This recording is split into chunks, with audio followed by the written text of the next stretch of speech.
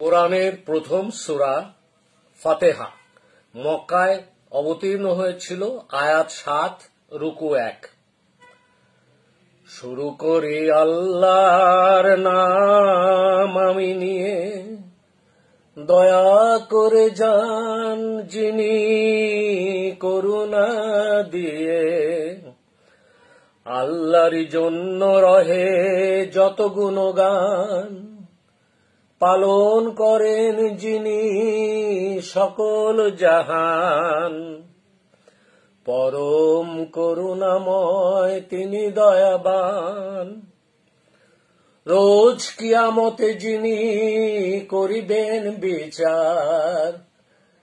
ইবাদত আমরা শুধু করি আপনার, আপনারই সাহায্য চাই মোরা ইবাদতে।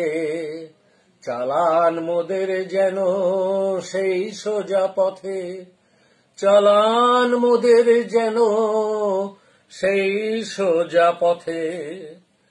চলেছে যারা সব সেই পথ ধরে, আপনার দয়া রয় যাদের উপরে।